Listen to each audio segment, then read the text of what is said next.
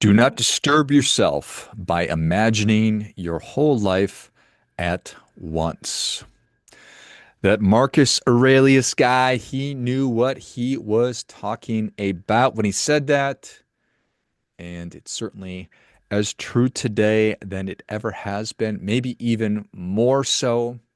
And this definitely falls into the category of we need to be reminded more than we need to be instructed because you are no doubt a very smart, highly capable, competent person who gets a lot of things done, who's very productive and efficient and all the things. Yet here we are, still wanting things to come a lot faster than they really come, trying to force things, not recognizing that things are so impermanent. There's just so much going on. We have misaligned expectations, timing, all of it. But Marcus was right. Do not disturb yourself. Don't wreck yourself by trying to figure all of it out all at the same time because that is just not possible. You know that Rome wasn't built in a day. You know that the journey of 1,000 miles begins with a single step. You know that mastery over whatever domain or thing that you're working to master takes time. You know that relationships take form and deepen very slowly, even though sometimes we want them to begin really quickly and sometimes we want them to end equally as quickly. And why is this all happening? Why do we have this expectation that life is going to unfold any other way than incrementally and kind of slowly? Because our expectations have almost literally been hijacked. We have the conditioning of wanting things to happen and be in our hands, in our possession really quickly. So it's a psychological thing, but it's also a physiological thing all at the same time. Right now, we're living inside the most efficient reward distribution machine that's ever been, number one, thought about, and then number two, actually created. Hungry? You want something to eat? Couple of taps, boom, shows up. You want affirmation? Swipe whichever direction that you desire to swipe and get the thing that you really want or that you don't really want, you want right now, or see the thing that you want to see, whatever it might be. Whatever it is, you want novelty, stimulation, distraction, escape? Well, we've got these fancy little algorithms anticipating knowing us oftentimes better than we know ourselves. And it's doing that work before I actually consciously feel it. And that is doing things to us. It is creating some powerful, like really powerful effects. You're familiar with dopamine. I'm mildly familiar with dopamine, but our system shifts from effort to expectation because dopamine used to be primarily a motivation chemical. But now it behaves more like a delivery confirmation notice. Your food has arrived. Whatever. The box is now outside of your door. So it's changed. It used to be a driver of doing something. Now it is again the notification that it's happened, whatever it might be. So our brains no longer are rewarding the pursuit of set thing. It's expecting the payoff of the thing and really, really quickly. And when our lives don't deliver that thing instantly, it feels more like something is going wrong. When we're used to wanting, pressing, getting in a really short loop, when we want and then we don't get, our expectations are hijacked, and then our tolerance for whatever frustration between wanting and not getting, that tolerance is going to go down because I just don't have a very high tolerance for having to wait. So once you're accustomed to speed, slowness feels like it's like a personal affront or an insult. So you want to learn how to play guitar? Way too slow. You want to build a worthwhile career? That's a lot of uncertainty. You interested in developing some form of emotional maturity? That's pretty uncomfortable. Entrepreneurship, side hustles, oof, that's a pretty humbling experience because it's not going to go the way that I want it to right away. It's going to take a lot of time. So, our instant gratification, which is all around us, and it's something that you and I engage in, and I do it willfully and happily, but it's training our nervous systems to look at anything that is not coming to us immediately, anything that is slow, as a form of kind of danger, which is a disaster because everything in your life that you've ever gotten and that you ever will get that is meaningful will take time. No doubt about it. Anything meaningful, worthwhile will be difficult and it will take time. And so what happens is our identities, they start to become fragile. Our whole identity begins to become a little bit fragile. When worth is tied to performance and performance is expected to be immediate, our self, our identity becomes a little bit brittle. When we have a setback, it starts to feel like a crisis as opposed to what it is, which is a simple setback. Failure, even one little failure feels like this existential thing. And one slow period of time, a slow week or quarter, feels like a death sentence. So, impermanence, we have always struggled with the reality of impermanence. And when you compound all of those factors I just talked about, that impermanence, it's frightening. It can be a terrifying thing. We've built our identities, we've built how we're interacting with the world based on speed and not depth. We're doing it on immediacy, not on endurance. We've all sort of become the hare in the tortoise and the hare, just racing from one thing to the next. It's all about immediacy. It's not based on that slow and steady wins the race that we all know to be the real and the correct thing. And so Marcus Aurelius reminds us, don't look at the whole mountain. You can't you can't consume your entire life in one bite. Just just focus on the next step. Just focus on the next step. Brick by brick. One thing at a time. The things that matter the most to you, the things that matter the most, your work, your craft, whatever it is that you're doing, your relationships.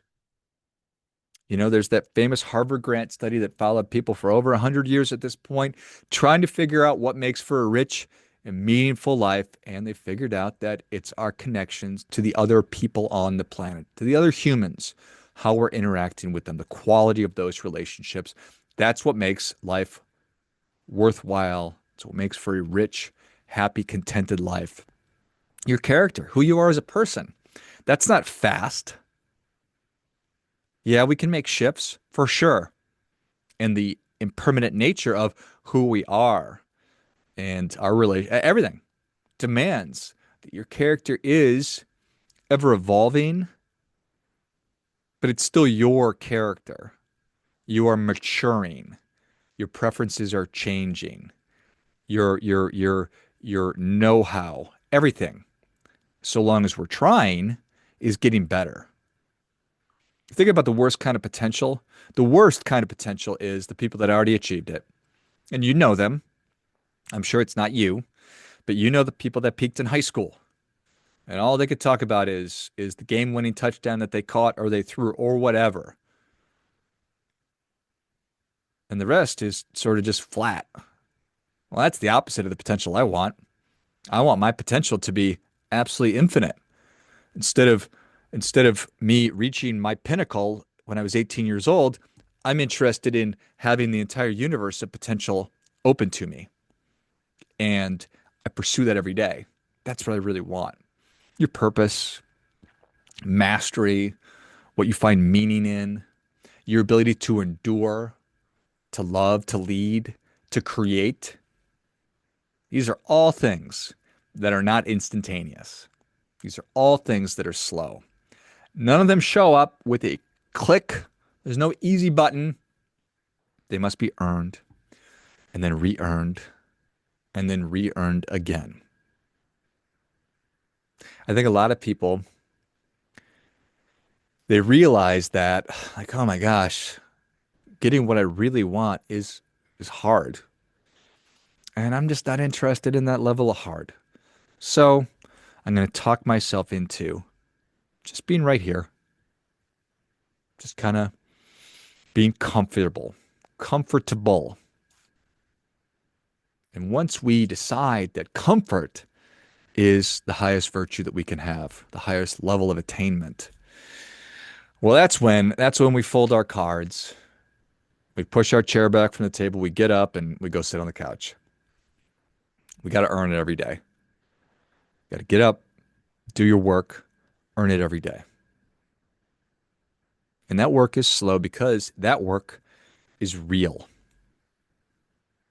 To grow as a human being is to dig. It's to put your shovel into the ground, remove the earth, put the shovel back into the ground, remove the earth. To dig is to sweat, to perspire. And to sweat is that friendly reminder that you, brothers and sisters, are alive. So you start with that shovel, and then what's going to happen is you're going to need a better shovel. Eventually, you can upgrade to equipment that can move the earth that you once feared, because as you dig deeper, soil hardens. It's not punishment. This is progress. That is progress. That is a celebration. The ground becomes firmer at depth because you are becoming somebody capable of meeting firmer ground. I was listening to a recent episode of the Joe Rogan Experience, and he had John Cena as his guest. And if you know who John Cena is, he's one of the most famous WWE superstars, so he's a professional wrestler. And you can roll your eyes at that, do whatever you like. But this gentleman has been a professional wrestler for 25 years, 17-time, I believe, world champion. And he was telling a story about how, and this is now, we're connecting dots looking backwards. But he was telling stories that he almost got cut, which means he almost got fired, which means the career, one of the greatest careers of any human being, certainly for professional wrestlers, which has brought him worldwide fame, fortune that I can't even imagine, and just notoriety and just, plenty. He said he was on the verge of getting cut. And then he made a change and let his real personality come out and got the opportunity to go back out into the ring, and he got a response. And in that world of professional wrestling, it's all about, are you able to elicit a response? That's important, but what happened is he thought he was done. But then he got one more opportunity and he got a response, and he got another opportunity to go back in the ring. There was no promise, there was no certainty, there was no always. It was just come back tomorrow. He went out there, he performed, come back tomorrow. He went out, he performed, come back tomorrow. And then he built it from there to become one of the most effective, successful, best wrestlers of all time. So 25 years later, you look at his career and be like, oh, totally inevitable. Totally inevitable, but it never was. It never was. I think that's extraordinary. I love hearing stories like that. It was one man meeting impermanence with presence, persistence, with courage, tenacity. The slow road only looks slow until you see where that road leads. And here's the thing about always, is that there is no always. Always doesn't exist. In the moment, always, it's always going to be like this. That's always going to be around. I'm always going to feel this way. I'm always going to look that way. I'm always going to have these people in my life. I'm always going to be able to do this. Impermanence is not the threat of all of this. It is the curriculum. It's the teacher. I was sitting outside with my daughter, who's, 2.5 years old. We're sitting outside, and it was an absolutely beautiful afternoon. And it was a beautiful afternoon because she was snuggling with me, and so that's a special thing. Um, but I'm looking out at the just sort of out, and from my yard, I can see in the distance these mountains, and it's facing sort of northeast, and I see these planes coming over, and these planes are coming from really everywhere in the United States. I live in Arizona, um, and so it's a busy airport, and just one after another. And as soon as one would get close, it was big enough you could look back to the horizon and see another plane coming. And I thought for a split second, there's always another. There's always another. But that's not how it goes, because there's not always anything. Life is not a conveyor belt of guarantees. There's no always. There's not an always for airplanes. There's not an always for seasons. There's not an always for opportunities. There's not an always for relationships. Not for you and not for me. Everything that you hold on to is on loan from time. And when we're attached to things, it's pretending that that loan is ownership. So think about that. And then think about, what are you holding on to too tightly? This idea of detaching from things is a tricky one. It's tricky. It's this Buddhist idea that life is suffering, and the alleviation of that suffering is cultivating a detachment from that suffering or from those things. So therefore, you won't have the suffering because everything is impermanent. Youth, beauty, your energy levels, it just all of it is impermanent. God willing, one day I'll be an older version of me with even more gray hair, but it's all by the grace of God. So I don't want you to detach from everything. That's not wisdom, that's just apathy. But you should notice what we're absolutely gripping onto, and giving ourselves that white knuckle look and feel. So what if if lost would unravel your sense of self? So what are you holding on to so tightly that if you lost it would totally unravel? Is it a title, a role that you have, a relationship, some kind of a story about your past, or the story of your past? As Nietzsche whispered, if this thing vanishes, would you vanish with it? What do you fear changing? Fear is attachment in disguise. So, what are you really afraid of? Just if this were to change, what do you fear most about that? And what do you revisit mentally out of fear, not love? So the thing you keep going back to. You know that most of our thoughts are the same over and over again, like 80%. We're just recycling our same thoughts. So what do you continually revisit? And is it out of fear versus love? And that is not affection, that's captive. You're a captive to that. And what if you held it lightly? What about if you were to reduce your grip on this thing? You know that saying, if you love something, let it go, and it come back. If it comes back to you, it's meant to be yours. It's that kind of thing. So if you reduced your grip on that thing, not letting it go, just loosening it enough to breathe. Hmm. And then finally, what is life trying to remove from your closed hand so it can place something bigger in your now open hand? Think about that. It's a hard question. It's also the one that begins the entire transformation that I am advocating that you consider. So, in reference to impermanence and the people that we love, this is, for lack of a better term, a tender edge of the blade. How do we face the inevitability of losing the people that we love? Hmm. This would be one of those things that you would get used to, just like you get used to jumping into an ice bath. Never, ever easy. Um, Never, never, never easy. Always really an uncomfortable thing. And I think that the wisdom is to love these people so fiercely that losing them would break you, but you still choose to love them anyway. The Buddhist perspective on this would say that, love is never wasted, and unfortunately, loss is never optional. Love is never wasted, loss is never optional. It's going to happen. So, thinking about it in the context of that, am I loving this person as they are or as I want them to remain? I think that attachment really freezes people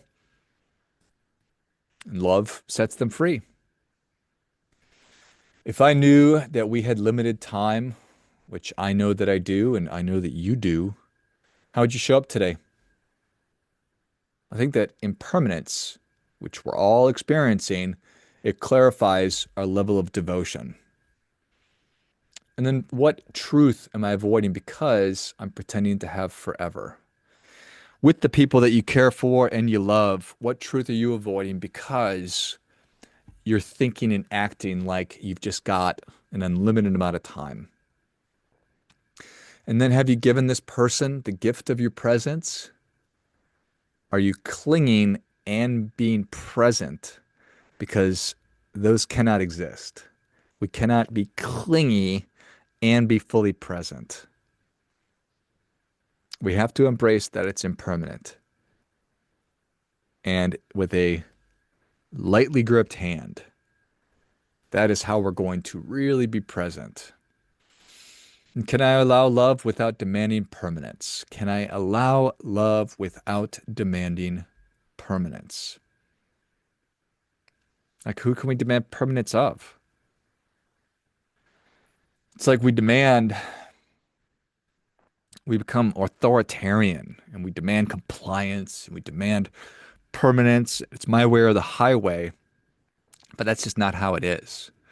And so, to give love, to give our fullest presence and attention without permanence, that's courage. I think that that's a really courageous action. So, how do we become more comfortable with that loss? It's not happening all at once, although sometimes it is. There's no solution to this. There's not an answer. It's not A, B, or C. It is a practice. It's what you do.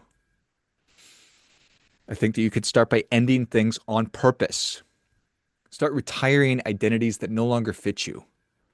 Get rid of and clean up these old stories that we're telling ourselves that are keeping us stuck where we are. Finish things. I think that what I've discovered is that those things that give me anxiety in my life, that stress me out, that give me more gray hair, are those unfinished things, those open loops. Close them, finish them. We need to practice ending things so that we're not destroyed by them. Noticing small changes without resisting them. I mean, small changes are always happening. Our seasons are our teachers.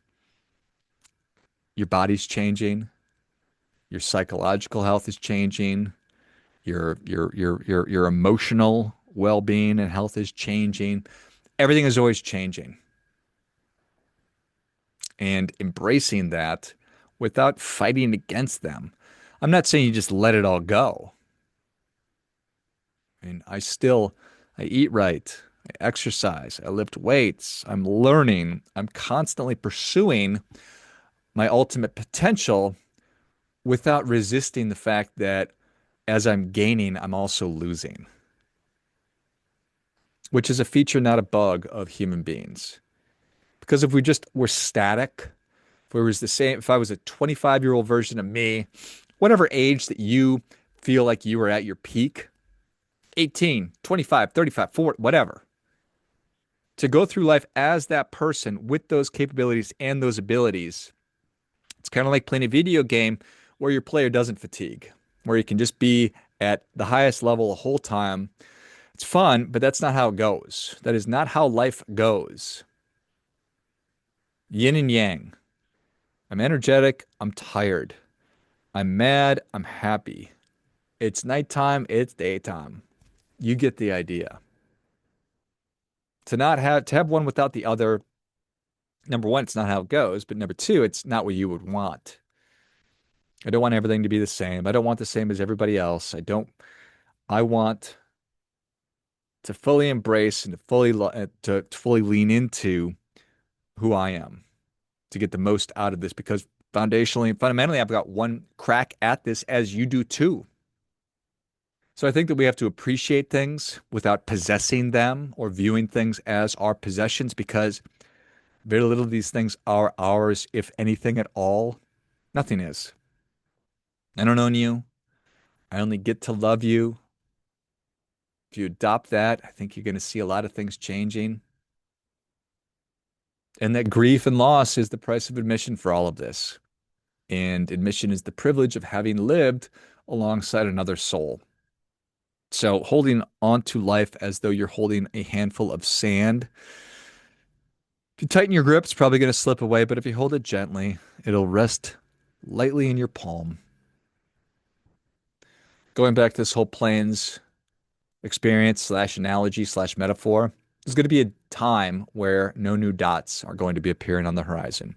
No new planes coming, no new mornings, no second chances, no new chances, no next time, which is exactly why this moment right now matters. Not because it lasts, but because it doesn't last. Impermanence is not a threat. It's not the threat. It is an invitation. It is the invitation. The reminder to love well, to hold lightly, to show up fully, to move dirt daily, and let life land and lift off again without needing it to stay. We must understand and accept the impermanent realities of being human beings and living. We must give ourselves great expectations to live up to, and we must embrace the slow work of becoming. And I advocate that you embrace your expectations and your reputation of I am the person who will become the highest and best version of me. I recognize that what I can be, I must be, and I understand and appreciate that none of it's mine. It's borrowed. And I'm going to do the best I can with the time that I have. And it's always, always going to be one at a time. Do your part by doing your best.